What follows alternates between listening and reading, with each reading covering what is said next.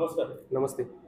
संपूर्ण नाव सांगा सर्वात अगोदर. माझं नाव प्रतीक उमाजी जाधव, राहणार नारायणगाव. छत्रपती शिवाजी महाराजांच्या जयंतीच्या दिवशी शिवनेर भूषण पुरस्कार हा प्रत्येक जण आपल्या सामाजिक क्षेत्रामध्ये काम करताना, म्हणजे समाज उपयोगी काम करताना जे काही चांगल्या पद्धतीने काम करतात त्यांना शिवनेर भूषण हा पुरस्कार दिला जातो. परंतु आता ह्या वेळेस जे आपण नावं बघितली त्यामध्ये एक नाव आहे अमोल डोंगरे म्हणून. तर हे जे डॉक्टर आहेत यांचं म्हणजे शिवनेर भूषण पुरस्कार मिळावा यासाठी नक्की काय कर्तृत्व आहे किंवा नक्की त्यांची पार्श्वभूमी काय ही सर्वसामान्य लोकांना कळणं गरजेचं आहे. शिवनेर भूषण पुरस्कार आपण देतो, पण त्या शिवनेर भूषण पुरस्काराला एक पॅरामीटर ठरलेला आहे का? नक्की कशा पद्धतीने हा पुरस्कार आपण दिला जातो किंवा म्हणजे लोकांना आपण विचारलं जातं का किंवा नाही का लोकांचं मतदान ह्या बाबतीत घेतलं जातं का? आपण ज्याला पुरस्कार देतोय त्या व्यक्तीने सर्वसामान्य लोकांसाठी किती काम केलेले आहे? आतापर्यंत जुन्नर तालुक्यात ह्या डॉक्टरांनी मोफत 5-10 हजार रुग्णांचे मोफत ऑपरेशन केले आहेत का? किंवा आता आपण जसं म्हणतो का वेगवेगळ्या क्षेत्रामध्ये काम करणारी माणसं, समजा एखादा व्यक्ती त्याने त्याच्या गावामध्ये 10 ते 15 हजार झाडं लावली, एखादा व्यक्ती आहे त्याने समजा लोकांचे अनेकांचे जीव वाचवले, गरीब लोकांना सुविधा दिल्या, या व्यक्तीला द्या. शिवनेर भूषण पुरस्कार देण्याबाबतीत आमचं काही मत नाही, पण तो पुरस्कार देताना आपण ज्या माणसाला तो पुरस्कार देतोय त्या माणसामुळे म्हणजे त्या पुरस्कारामुळे त्या माणसाची उंची वाढते. पण आज जर आपण असं सर्वसामान्य म्हणजे ज्याचं कर्तृत्व आहे की नाही हे न चेक करता आपण जर का सगळ्यांनाच पुरस्कार द्यायला लागलो तर शिवनेरी भूषण पुरस्काराची उंची कुठेतरी कमी होईल आणि याचं मला शिवशंभ भक्त म्हणून खूप वाईट वाटते. तुमचा काय राग आहे का त्यांच्यावर? माझा त्यांच्यावरती कोणत्याही पद्धतीचा राग नाही, परंतु आपण जे आता शिवनेर भूषण पुरस्कार हा दिल्यानंतर पूर्ण महाराष्ट्रातली जनता ते बघत असते आणि शिवनेर भूषण पुरस्काराची उंची ही मोठ्या पद्धतीने आहे आणि ती उंची त्याच पद्धतीने राहावं यासाठी मी हा विषय मांडत आहे. डॉक्टर अमोल डोंगरे ना? हो. तुमची त्यांची काय परिचय?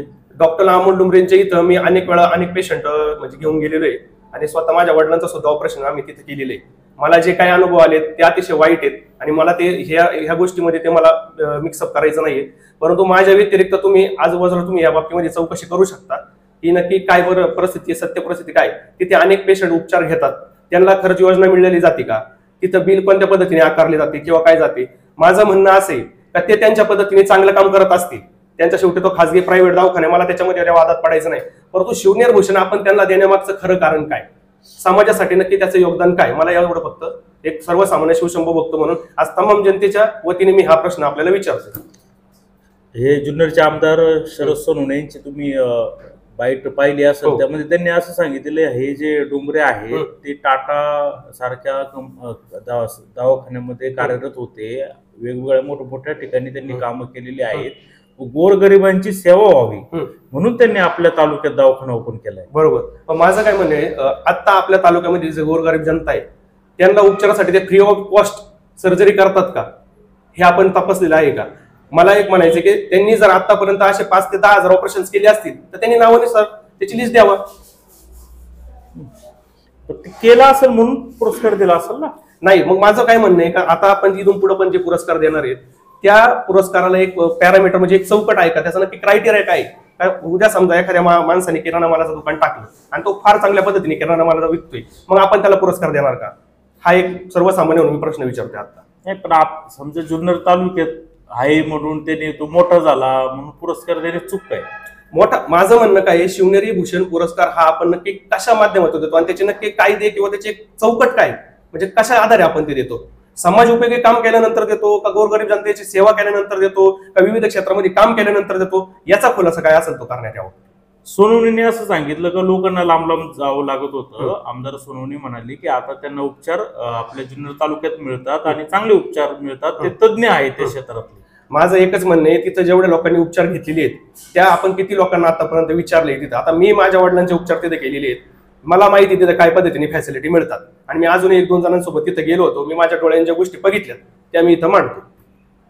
काय योजनांचा लाभ दिला जातो? योजनांचा लाभ हा लांबचा विषय. आता माझ्यासोबत हे 2 सहकारी पण होते त्यावेळेस लाईव्ह, त्यांना पण माहिती, तुम्ही त्यांना पण विचारू शकता. डोंगरे म्हणतील का मी गोरगरीब लोकांना सेवा द्यायची म्हणून एवढं मोठं सगळं त्याग करून मी तालुक्यात व्यवसाय केलाय, मग पण ते फ्री ऑफ कॉस्ट देतात का किंवा योजनेत बसून देतात का?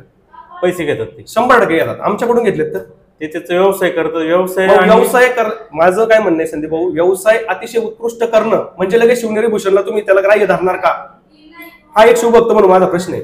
समजा मी एखादं गॅरेज ओपनिंग केलं आणि मी गॅरेज फार मोठं केलं, मग तुम्ही मला शिवनेरी भूषण पुरस्कार देणार का? सांगा. समाजाला फायदा होईल. समाजाला फायदा होईल असं काम केलं असेल तर मी 100%. आज आपल्या तालुक्यामध्ये अनेक डॉक्टर आहेत ना जे 20-30 रुपये माफक फी घेऊन गरीब लोकांचे उपचार करतात ना संदीप भाऊ, त्यांना का आपण पुरस्कार देत नाही?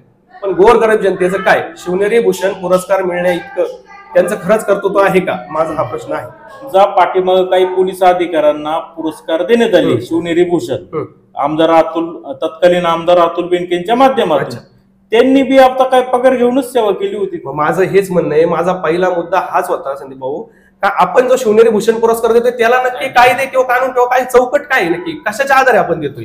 मी शरददादांवरती टीका करत नाही, मी अतुल दादांवरती टीका करत नाही. माझं फक्त म्हणणं हे की तमाम शिवशंभू भक्तांना, जुन्नरच्या तालुक्याच्या रहिवाशांना हे कळलं पाहिजे की हा पुरस्कार नक्की भेटतो कशा याच्यासाठी, म्हणजे कोणतं काम केल्यानंतर हा पुरस्कार भेटतो. अशी काही नियमावली वगैरे आहे का आपल्याकडे, हे मला विचारायचं. काय भूमिका आता? पुरस्कार तर परवा देण्यात येणार आहे. माझं एवढंच म्हणणं आहे की असा जर पुरस्कार दिला तर आम्ही या गोष्टीचा जाहीर निषेध करतो.